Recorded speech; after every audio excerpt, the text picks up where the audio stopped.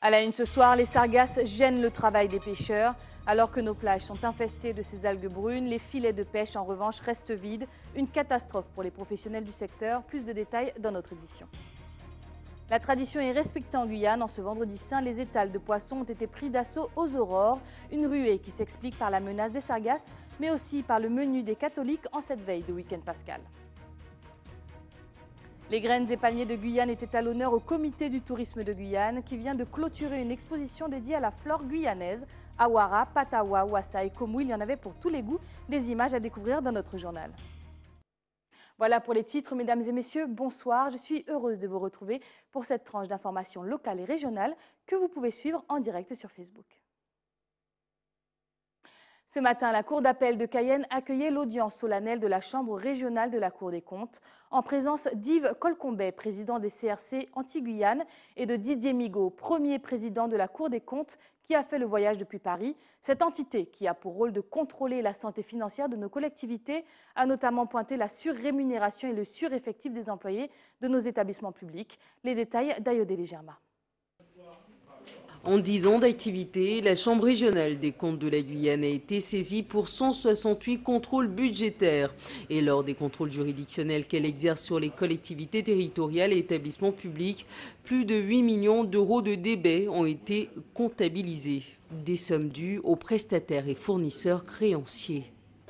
Malheureusement, il se passe un autre mécanisme, c'est que souvent la collectivité mandate, c'est-à-dire qu'elle fait le chèque, donc dans les comptes apparemment c'est payé puisque le chèque a été fait.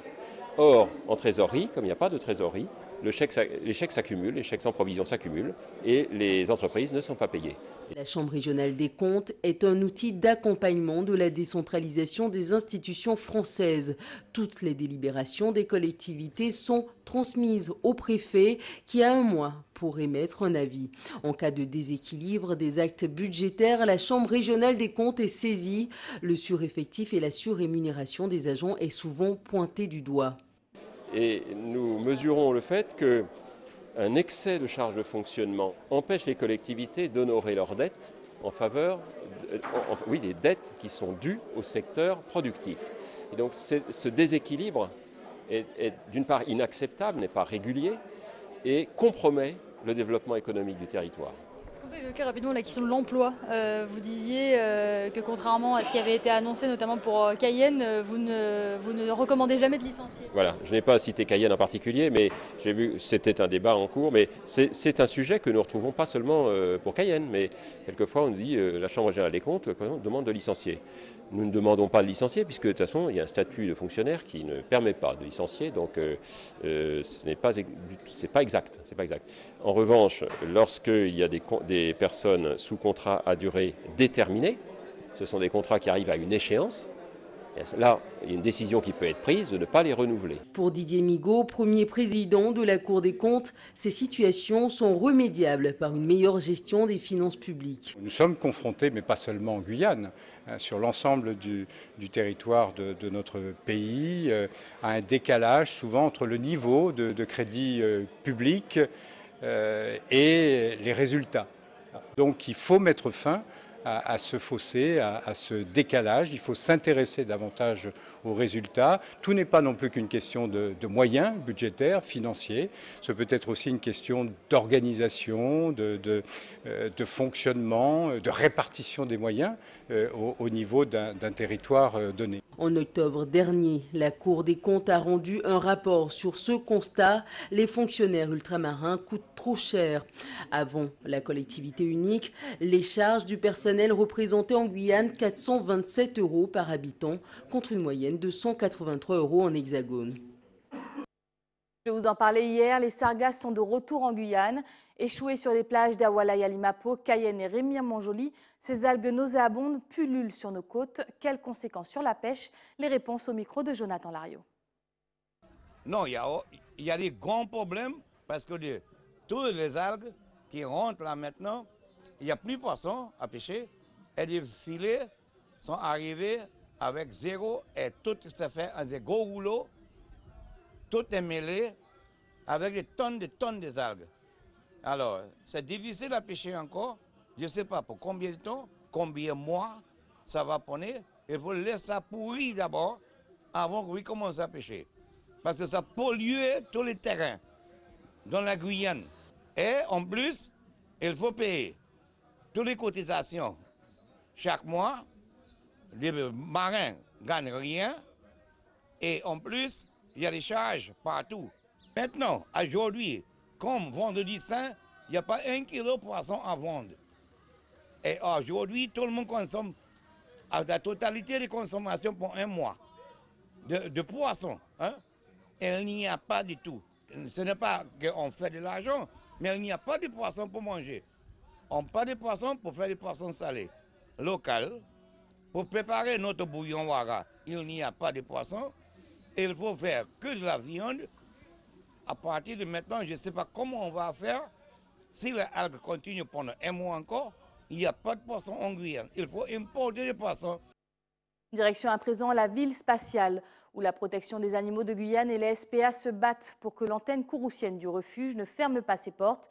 Malheureusement, avec des subventions et des bénévoles de plus en plus rares, les 44 animaux hébergés sur site pourraient se retrouver une nouvelle fois à l'abandon.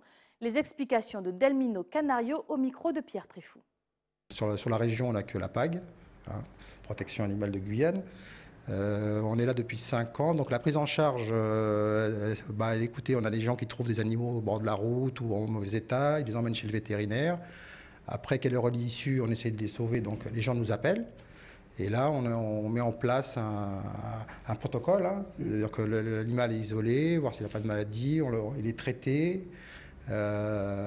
Et après, il doit on doit lui trouver une issue, une adoption, il faut qu'il trouve une famille. Ce qui est normal pour un animal domestique qui est lié à l'humain. Donc le sauvetage est financé par nous, enfin par les dons et les bénévoles. On a des bénévoles qui bien sûr s'occupent des animaux. Et l'issue, souvent on l'a fait adopter ici, en Guyane. Et pour nous, quoi. Samedi, on fait un rassemblement pour le maintien de la SPA en Guyane. On va essayer qu'on nous entende un petit peu, les élus, et qu'ils regardent vers nous pour qu'on trouve de nouveaux projets, de nouvelles solutions pour pallier à ces lacunes, quoi. Parce qu'on n'évolue pas, c'est pas bon pour la Guyane non plus, puisqu'on a une mauvaise image, déjà pour d'autres choses, pour la violence, comme on peut l'entendre, et puis c'est la même violence pour les animaux. C'est-à-dire c'est mauvais, c'est néfaste pour l'image de la Guyane, d'une part. Et puis, les animaux, de toute façon, c'est nos amis. Il y a des lois qui les protègent. Les animaux domestiques, comme je dis encore, sont nos amis. Et la façon dont on traite nos amis, elle n'est pas très... c'est pas très, pas très joli à voir. Poursuivons avec un mot d'éducation. Présenter sa thèse en 3 minutes, c'est le pari lancé par le CNRS et la Canopée des sciences à 9 étudiants en écologie. Pour la 4e édition de ce concours, les doctorants devaient résumer des années de travail en 180 secondes. Ayodele Germain assistait à la finale régionale qui s'est tenue à l'Université de Guyane. Ce qui se conçoit bien s'énonce clairement et les mots pour le dire arrivent aisément. Ces mots de Nicolas Boileau arrivent à propos dans cet exercice de vulgarisation de concepts scientifiques. Michel Rapinski est l'un des 2 lauréats de cette étape régionale du concours avec une thèse sur le diabète chez les populations amérindiennes. Souvent en tant que chercheur, doctorant, on vit souvent dans notre propre petite bulle.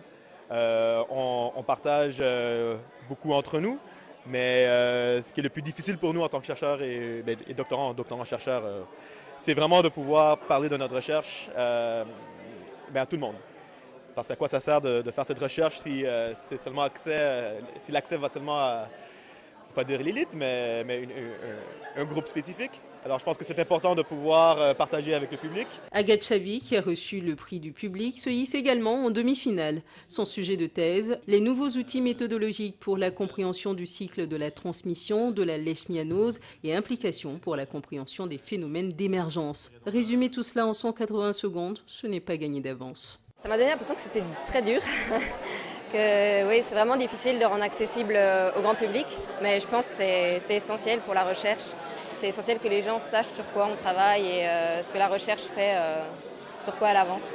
Les 9 candidats ont eu 3 mois pour se préparer avec l'aide de journalistes, de scientifiques et de la Canopée des sciences, psychologie, neurosciences ou anthropologie, des sujets de thèse très variés.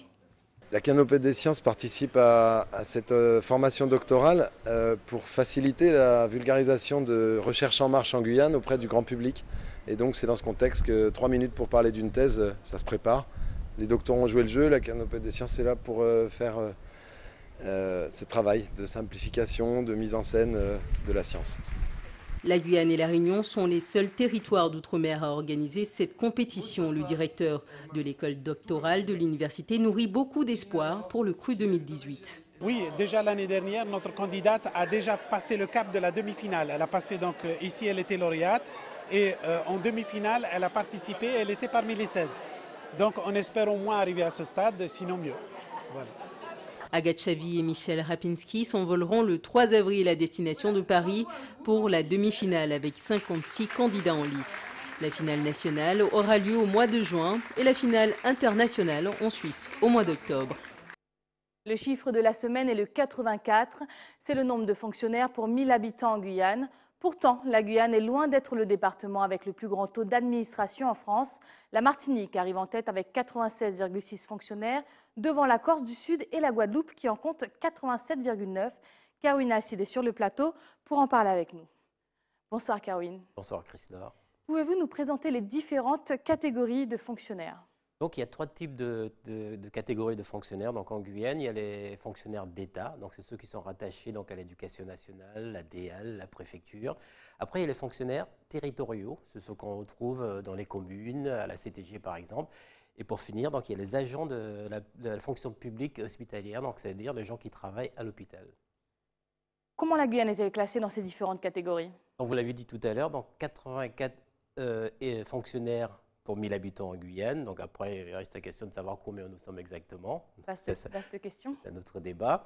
Donc c'est surtout donc, les fonctionnaires d'État qui sont très nombreux. Donc du coup, la Guyane se retrouve en tête. Donc c'est le département le mieux doté. On se trouve avec 42 fonctionnaires pour 1000 habitants. C'est énorme, je trouve. Après, ce qui concerne donc, les fonctionnaires territoriaux, il y a 32 fonctionnaires territoriaux pour 1000 habitants. C'est paradoxal puisqu'on a souvent entendu dire, notamment en période électorale, que les maires embauchent pour des raisons électoralistes. Voilà. Et là, on a quand même à 32%, donc c'est une moyenne... plutôt honnête. Voilà, plutôt honnête. Et pour finir, donc, il y a les agents hospitaliers, 12%. 12 agents pour 1000 habitants. C'est très pauvre, je trouve, et on sait effectivement que la Guyane, on est très en retard en ce qui concerne la santé. Merci beaucoup, Caroline, pour ces précisions. Après. Chiffre toujours avec les nouveaux tarifs du carburant au mois d'avril. Pas beaucoup de changements. Le samplon ne baisse que d'1 centime et passe à 1,55 € le litre, tout comme le gazole qui coûte désormais 1,35 € le litre. Le tarif de la bouteille de gaz baisse en revanche de 32 centimes et passe à 21,06 €. Imaginez de jeunes héros en Cap-Vert qui, du haut de leur petite dizaine d'années, se mobilisent chaque jour pour sauver la planète. Protection des animaux, préservation de l'environnement ou encore lutte contre la pollution. Les causes sont aussi profondes que leur engagement. Jonathan Lariot a assisté à une projection de film qui leur est dédiée. Super Junior, c'est un documentaire qui est né il y a quelques mois dans un bureau. En fait, je travaillais sur une série qui présente les innovations scientifiques, technologiques qui sont susceptibles de changer pour le mieux notre quotidien d'ici 2050. Et en fait, on s'est rendu compte en travaillant sur cette série qu'il y avait beaucoup de projets provenant de jeunes de moins de 20 ans aux 4 coins du monde et des projets qui avaient pour point commun d'être des projets écologiques et de révéler que la nouvelle génération se mobilisait pour vraiment répondre aux urgences écologiques de la planète. Nous sommes tous potentiellement des super-héros, c'est-à-dire qu'on a tous la main pour agir sur notre quotidien, chacun à notre niveau. Mais c'est vrai que dans le documentaire, on a pas mal d'exemples, notamment celui de Richard, qui vit dans un petit village, il n'a pas d'argent, il n'a pas d'aide particulière, à la limite il a vraiment tout contre lui. Ce qu'il a pour lui, c'est sa passion pour la technologie. Et il va utiliser sa passion pour sauvegarder le bétail de son village et surtout faire en sorte que l'on arrête de tuer le lion. Et ce qui est très marrant, c'est ici en Guyane, justement, beaucoup de jeunes élèves ont réagi au projet de Richard et beaucoup ont dit mais attendez, nous on a d'autres animaux qui attaquent le bétail aujourd'hui, est-ce qu'on ne pourrait pas envisager la mise en place des Lion Lights de Richard, mais de l'adapter vraiment aux prédateurs locaux. Et là, il y a des choses qui sont en train de se passer. Donc pourquoi pas, peut-être que des projets vont naître grâce à Super Junior et grâce à la diffusion dans les écoles. Restez avec nous à venir dans votre journal. Le Brésil, la Guadeloupe et la Guyane s'affrontent au Proc de Matoury dans des épreuves de ping-pong. Et puis, direction le marché de Cayenne où les étals de poissons ont été pris d'assaut en ce vendredi saint.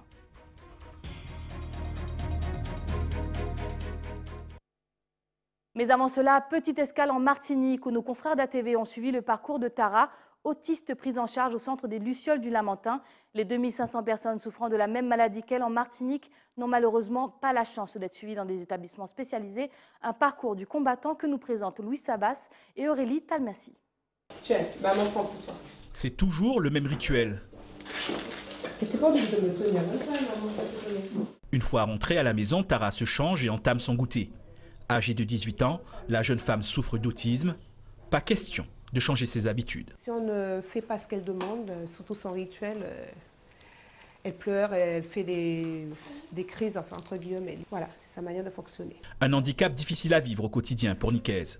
Mais cette mère de famille peut compter sur le soutien de ses autres enfants. À 7 ans, Déborah endosse volontiers le rôle de petite maman. Quand maman a besoin d'aide, et quand Yann aussi, et moi aussi je m'occupe de Tara. Parce que c'est ma sœur et aussi elle est handicapée. Je l'aide à mettre les chaussures, aussi à s'habiller. Comme Tara, il serait environ 2700 autistes en Martinique. Une population peu visible, car le handicap est encore tabou dans notre île. Nicaise souffre du regard que d'autres portent sur sa fille. Comme moi, j'ai dit que je mettrais une pancarte sur le dos de ma fille pour dire qu'elle est handicapée. Comme ça, on n'aurait pas à la regarder comme ils regardent. Les gens regardent les enfants comme si ce sont des monstres.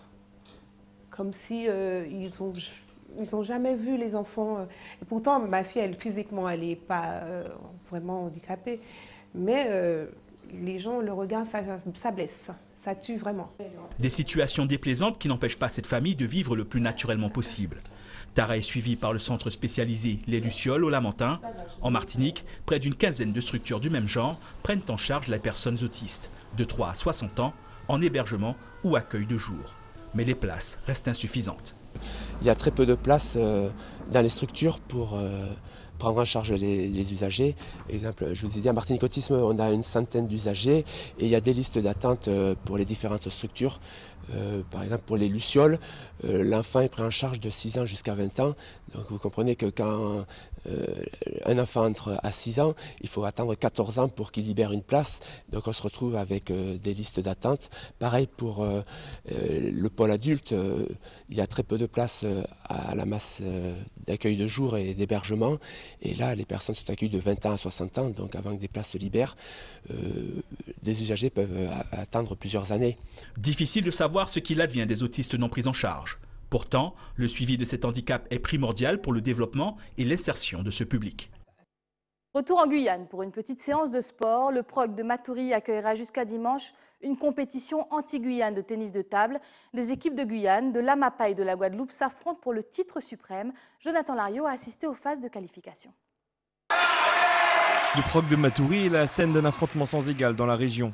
Le Brésil, la Guadeloupe et la Guyane disputent les anti-Guyanes de tennis de table. Une compétition de 3 jours qui débute aujourd'hui.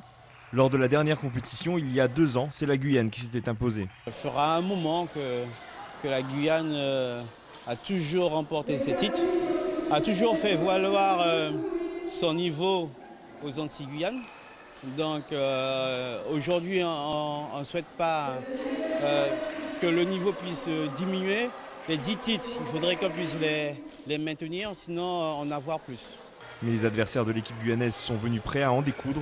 La région de l'Amapa a misé gros sur ses athlètes. Quand on a commencé les premières rencontres avec la Guyane et les Antilles, donc notre niveau a amélioré. On a fait des investissements au niveau d'Amapa.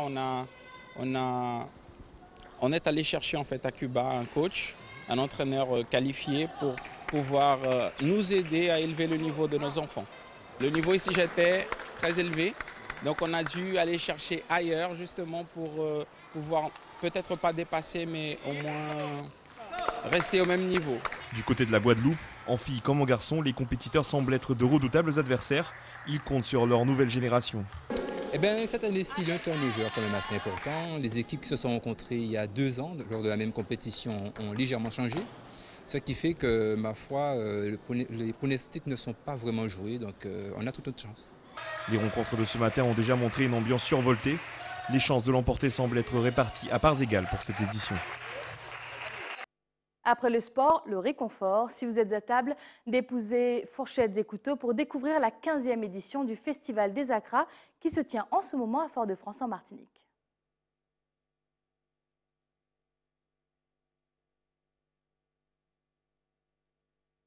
Mais avant de se diriger vers la Martinique, dirigeons-nous vers le marché de Cayenne, marché aux poissons de Cayenne qui a été pris d'assaut ce matin dès 6 h par des clients soucieux de respecter la tradition, tout comme Madame Nabo et Madame Simonard, 2 retraités qui n'ont pas manqué ce rendez-vous, posté sur un axe très passant de la capitale, Aïodé-les-Germains à Ulnay-Fin. Dès 10 h du matin, les étals sont quasiment vides au marché aux poissons. Ce n'est pas faute d'achalandage. Mais en ce jour de vendredi saint, pour déguster des morceaux de choix, il fallait se lever tôt. Depuis 6 h du matin. Si vous n'êtes pas là à 6 h du matin, vous n'allez pas trouver à cette heure-ci. Hein. Il y a beaucoup de personnes qui sont venues acheter du poisson. C'est une période de fête. Alors les gens accourent pour trouver du poisson. Ce client, par exemple, n'aura pas son accoupa. Oui, un peu tard, mais il y a de quoi faire quand même. On va trouver ce qu'il faut de toute façon. La tradition veut que le vendredi, pendant le carême, on mange du poisson, mais avec aujourd'hui le vendredi saint, c'est normal de clôturer avec un bon poisson. Plus loin, à la sortie du rond-point Galmo, Madame Nabo et sa sœur ont trouvé un coin stratégique pour proposer leur plat traditionnel. Une activité qu'elle mène ponctuellement depuis qu'elle a pris sa retraite il y a 8 ans. Je propose, il y avait le poisson boucané pour les gens qui font leur bouillon d'awara, mais dommage, c'est déjà terminé. Je fais du riz de citrouille, il y a du poisson frit, il y a poisson boucané à la sauce chien et poisson au bleu à la sauce chien aussi.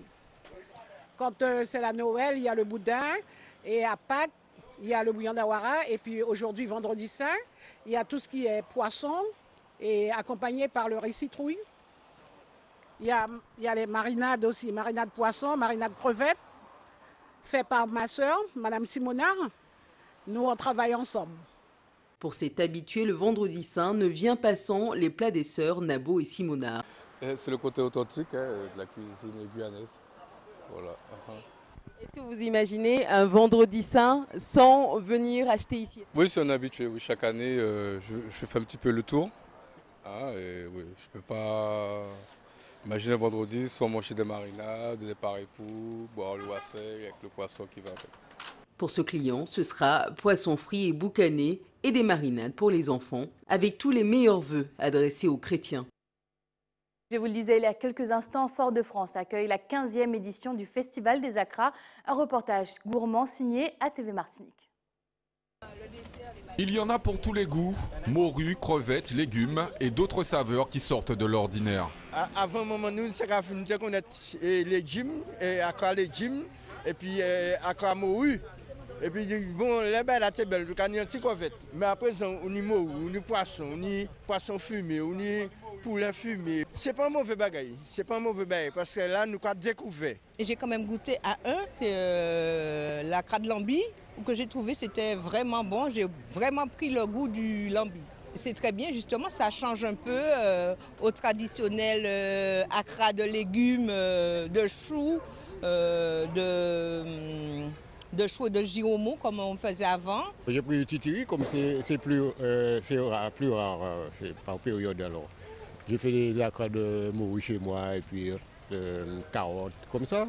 J'ai pris du titiri ici. Et on peut faire des acras avec tout ce qu'on veut. C'est non seulement la tradition, mais aussi c'est un mets que j'aime bien. J'aime bien les acras. Ange est une fervente gardienne de la tradition. Chaque année depuis 15 ans, elle prend plaisir à préparer cette spécialité antillaise. Quelques épices du jardin. L'ail, le piment végétarien, oignon France, oignon payé, persil, mais surtout piment végétarien et ail. C'est ça qui relève vraiment. Par exemple, le poulet, c'est moi qui ai commencé avec. Parce que chez moi en Haïti, on a toujours fait ça. Quand il y a des mariages, quelles que soient les fêtes, on a toujours fait le poulet. Du coup, j'ai amené ça. Du coup, tout le monde a fait. Et cette année, on avait bien préparé parce que de plus en plus, les touristes arrivent. Les touristes achètent, on avait bien préparé, du coup les gens ont bien apprécié. Je trouve qu'ils ont acheté encore plus cette année. Chacun sa recette, chacun ses secrets pour attirer les clients, car le vendredi saint est un jour d'affluence pour les vendeurs d'Accra qui proposent des prix entre 2 et 3 € les 6 Accra. J'en ai fait plusieurs variétés, ça m'arrive à faire 100, 200 par variété. Hein. Depuis à 4 h du matin, il y a du monde. Et ça n'arrête pas? Ça n'arrête pas. Nous sommes là jusqu'à... S'il y a du monde, 20h, 19h, dès qu'il y a du monde, on les sert, il n'y a pas de souci. Face au succès remporté par cette tradition culinaire, même les boulangeries s'y mettent. Ici, on achète le pain et en même temps les Accra pour l'accompagner. Et puis, il y a ceux qui préfèrent les préparer eux-mêmes. Ils se retournent vers les vendeurs de fruits et légumes sur les marchés. Il faut le giromon, le chou dur, carottes, avec un peu de farine pour pouvoir coller tout, pour servir le ciment, avec tous les épices, sel, poivre, persil, thym, tout ce qu'il faut. Ma mère qui nous a appris à faire, donc c'est pourquoi cela. C'est un réflexe pour que ma fille puisse connaître comment ça se prépare, comment on prépare tout ça. C'est un moment clé de notre vie spirituelle, puisque c'est le moment qu'on mange tous les Accra légumes, surtout Accra légumes. Je cherche ce qu'on appelle le chou dur, des épices, oignons, pays, persil, tout ce qu'il faut pour faire les Accra de légumes. J'aime beaucoup ces Accra-là, les Accra de légumes, donc je perpétue la tradition, voilà. En dépit du caractère religieux du vendredi saint, le côté gastronomique tient toute sa place dans la tradition. Les Accra se vendent comme des petits pains. Retour en Guyane, où, à quelques heures du traditionnel bouillon Ouara, le comité de tourisme de la Guyane nous invitait à une exposition et un voyage à travers nos graines et nos palmiers. Un bon moyen de se familiariser avec la flore guyanaise et de découvrir ses déclinaisons dans notre gastronomie. Une expérience culinaire signée Pierre Tréfou. Cette exposition se fait à la suite aussi de celle qu'on avait fait il y a d'ici un mois sur le carnaval. On fait la continuité avec bien sûr tout ce qu'on appelle le fameux carême et la période de graines et dans l'approche aussi de Pâques avec notre en apothéose le bouillon Ouara. Donc on va présenter pratiquement toutes les graines genre pinot, qu'on connaît plus sous le nom de wasei, le komu, le patawa, le maripa, le parepou et forcément le Ouara. J'ai pu découvrir malheureusement que l'on ne connaît pas si bien que ça. On connaît bien effectivement le bouillon Ouara, on connaît manger le Ouara, mais on ne connaît pas les différents types de Ouara, genre Ouara tout fondé, genre Ouara rouge, etc. Le Ouara dendé. Et puis tout ce qu'on peut faire, hormis la partie culinaire, vous avez aussi le balai que l'on fabrique avec les feuilles de Ouara. Et vous avez aussi l'huile chocho que l'on fabrique avec la graine que l'on casse, que l'on récupère le noyau. On ne dit pas la Ouara, on dit bien le Ouara, mais ça c'est un grand débat qu'on devra mettre un jour sur table parce que non seulement c'est tout le monde qui le dit et en plus on l'a sur la plupart des bouquins, ne serait-ce que pour les écoles. Donc c'est bien le Ouara. Le Ouara c'est bien un mot particulier de la Guyane. Son origine qui vient de fameux, le mot que tout le monde connaît, le village Awala Yalimapo, qui voulait dire en fait Awara, Léat. Et c'est de là, et comme vous entendez le Awara, vous entendez Awala, parce que l'amérindien, surtout les Galibis, ne prononce pas le R. Le Ouara, c'est un fruit qu'on appelle le fruit de saison. Donc vous voyez, effectivement, en période de octobre-novembre, ça commence à fleurir et ça donne vraiment les fruits entre février, mars, vraiment à l'approche du carême, à l'approche de Pâques, du moins. Et on le consomme comme ça, tout le monde le mange. Par contre, effectivement, on ne va pas aller en débardeur et en savate pour aller récupérer le Ouara. Ça ne se casse pas non plus sur l'arbre. On cueille le Ouara qui tombe, et de préférence avec des bosses et bien habillé, du moins bien couvert, parce qu'on a non seulement les moustiques, mais aussi les épines. Le bouillon Ouara, il a une particularité. Je sais que moi j'aime bien dire que c'est quand même une préparation familiale, non seulement pour la cueillette, mais aussi pour la préparation. Donc il y a le fait de le laver, de l'épiner, épiler le Ouara, pour donner cette espèce de pâte de Ouara. et la récupérer, après faire toute la préparation, le bouillon.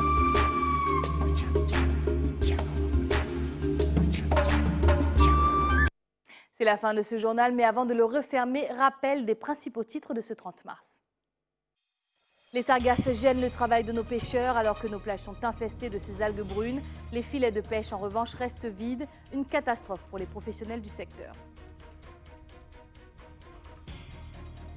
La tradition est respectée en Guyane. En ce vendredi saint, les étals de poissons ont été pris d'assaut aux aurores. Une ruée qui s'explique par la menace des sargasses, mais aussi par le menu des catholiques en cette veille de week-end pascal. Les graines et palmiers étaient à l'honneur au comité de tourisme de Guyane qui viennent de clôturer une exposition dédiée à la flore guyanaise, Wara, Patawa, Wassai, Komu. Il y en avait pour tous les goûts, des images présentées dans notre journal. C'était le journal de la rédaction. Merci de l'avoir suivi. Tout de suite, l'édition nationale de BFM TV. Je vous souhaite une excellente soirée sur ATV Guyane et un très bon week-end pascal. C'est Mounian, belle bonne soirée.